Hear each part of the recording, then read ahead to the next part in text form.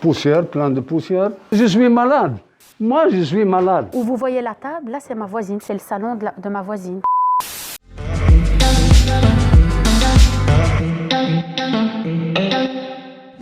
Rendez-vous au parc du Peterbos. Via Youssef Lakloufi, conseiller communal à Forêt, j'ai appris que les locataires vivent dans une grande insalubrité. En effet, depuis plus d'1 an, ce bâtiment de logements sociaux est en travaux lourds. Conséquence de ces travaux, les locataires vivraient en permanence dans la saleté et le bruit. Sur place, nous avons été accueillis par Saber, porte-parole des habitants de l'immeuble. Ce dernier nous fait la visite du bâtiment et nous découvrons la situation dans laquelle vivent les locataires. Oui, bonjour. Les enfants, ils ne peuvent pas étudier dans cette situation. Viens voir. Viens. Poussière, plein de poussière. Tout est mélangé. Tout est jeté. Je jette déjà un armoire, je le sortis, et je le jette. Voilà, c'est ce que je mange. Que je suis malade. Moi, je suis malade. Je suis malade. J'ai tous les médicaments ici. Tout ça, c'est pour moi. Mais parfois, je me sens que le cœur il tape fortement. Mais un jour, je veux crever, je veux tomber. Les travaux ont amené les locataires à complètement changer leur mode de vie. Ce sont des pièces complètes qui se trouvent modifiées. En effet, la poussière amenée par les travaux oblige les locataires à revoir l'agencement de leur appartement ainsi que la protection de leurs biens. Ça, c'est ma chambre. Ça, c'est ma chambre, mais je dors, c'est mes enfants qui dorment ici. Un fils de 14 ans et un garçon de 11 ans, 12 ans qui dort, il dort dans la même lit. À 6h45, il commence à faire le bruit ici.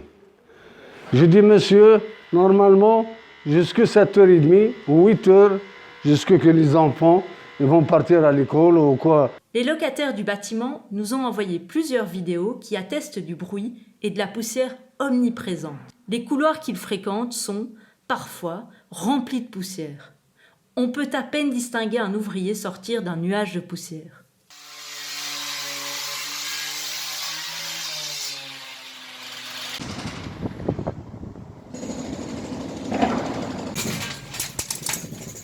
Voilà, regardez, il y a des plaques qui tombent, de la poussière. Ces images et ces travaux laissent place à une interrogation. Comment se fait-il que les habitants n'ont pas été relogés temporairement ? Ce locataire explique qu'on lui a refusé de l'héberger autre part temporairement. Je demande la mutation, il m'a dit, monsieur, il faut attendre 10 ans.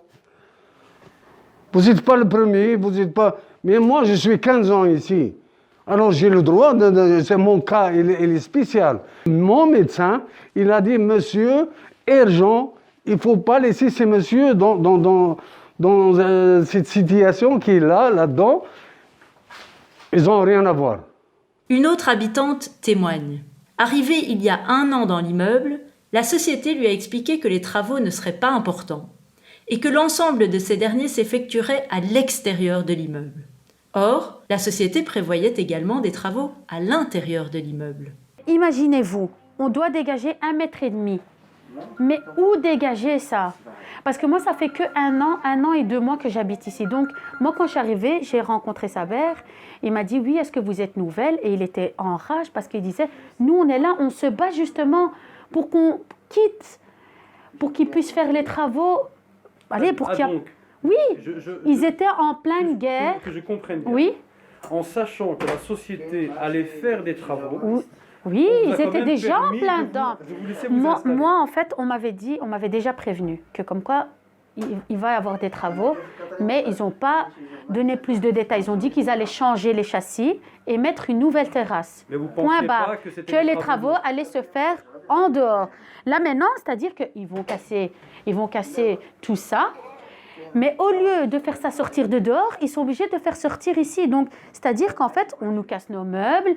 En plus, dans la lettre, il est bien écrit comme ça ne prend rien en charge. En cas de vol, en cas de dégâts, ils prennent rien en charge. Les travaux sont donc plus conséquents qu'annoncés. Cette locataire l'atteste. Plusieurs de ses biens ont été détruits et la vie pour ses enfants est difficile. Ma chambre à coucher, j'ai dû la jeter. Mon armoire, je l'ai cassée parce qu'il fallait tout déplacer. Et nous, notre chambre, vous allez voir en vidéo, c'est tout petit. Le salon, ils vont casser donc tout le... Donc vous devrez dormir ailleurs en fait. Oui, donc j'ai demandé à l'assistante sociale, elle m'a donné mais pour 3 jours, alors qu'on a 9 jours. Elle prétend que ces 9 jours ne sont pas lourds.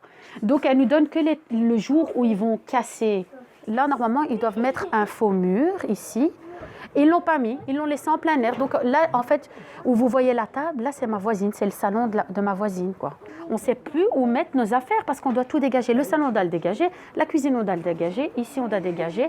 Donc il nous reste une chambre et vous avez bien vu, c'est tout petit ici. Hein. Les premiers jours qui sont arrivés, qu'est-ce qu'ils ont fait? Donc ils ont cassé et c'était le jour où il neigeait à fond, c'était le premier jour.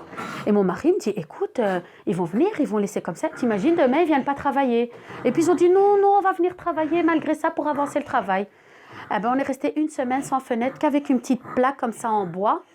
Donc j'ai appelé l'assistante sociale, on a passé une nuit. La nuit, elle était catastrophique, le petit pleurait. Saber nous accueille chez lui pour nous parler de la genèse de ses travaux. En 2019, la société annonce des travaux à grands coûts de communication. 2 ans plus tard, c'est un constat amer qui reste chez les locataires de l'immeuble.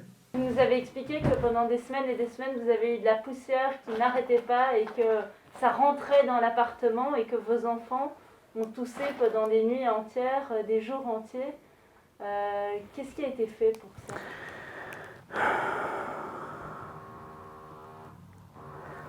On sent que ça vous touche encore beaucoup et que ça vous préoccupe. Maintenant, même avec mon boulot, j'arrive plus à me concentrer. Physiquement et psychologiquement. Comment ça a commencé? On a fait une très belle réunion, je ne vais jamais oublier, c'était en 2019. Ils ont jeté beaucoup de fleurs, toutes les couleurs. Ils ont fait vraiment un grand écran avec des baffles et tout. C'était quand même professionnel. Après, on a vu des petites photos et tout. C'était bien fait, bien fait. Mais ils montrent que la belle chose. Ils ne montrent pas la façon de travailler. Vous étiez loin de vous imaginer. Exactement, on dit que voilà comment, après on va rajouter 1,5 mètre de balcon, on va utiliser ça, il n'y aura pas de problème et tout, il n'y aura pas de poussière, ils ont dit. Est-ce que vous avez pu poser les questions qui vous préoccupent? C'était surtout l'amiante et la poussière. L'amiante, vous nous en avez parlé à plusieurs reprises. Et quand j'avais dit l'amiante, ils étaient choqués. Et qu'est-ce qu'on vous a répondu à ça? Ils ont dit non, il n'y a pas beaucoup de... Il n'y a pas l'amiante en départ. Après, ils ont dit non, les spécialistes, ils ont dit quand même, il y a de l'amiante. Et il y a de l'amiante à 200%. Dans les fenêtres, dans le sol et tout. Alors Comment, madame? Ça a été désamianté d'abord par une société spécialisée? Ça, je ne sais pas. Est-ce qu'ils ont amené? Je ne sais pas. Je sais que la dernière réunion qu'on a fait en 2019, ils ont dit qu'il y a de l'amiante. Tout en bas de radiateur. Et quand on voit ici, il y a surtout les ouvriers d'Europe de l'Est, ils ne parlent pas français. Il n'y a pas une communication. Et ils viennent à 6h30, ils mettent la musique, ils ne savent pas qu'il y a des vieilles personnes, il y a des enfants.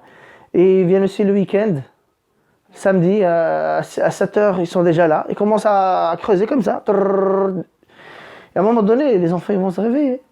Un mal subsisterait, la mauvaise communication autour de l'amiante. En effet, les locataires se croient en danger par rapport à l'amiante exposée suite aux travaux.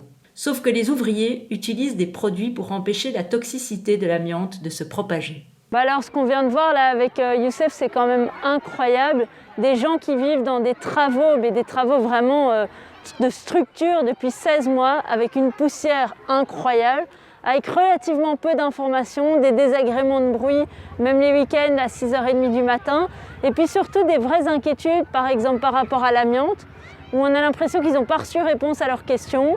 On a eu l'occasion d'échanger avec un ouvrier de chantier qui nous a dit qu'il faisait ça dans les règles de l'art, Mais je ne comprends pas que les habitants, eux, soient toujours inquiets. Pourquoi est-ce qu'il n'y a pas simplement une petite réunion qui est organisée pour leur expliquer les choses? Finalement, ça donne lieu à beaucoup d'inquiétudes, peut-être à certains mythes par rapport à l'amiante, mais ça me paraît la base de la base d'expliquer, surtout quand le matin même, il y a encore une plaque d'amiante, hein, Youssef, qui a été cassée, détruite devant les yeux des habitants quasiment.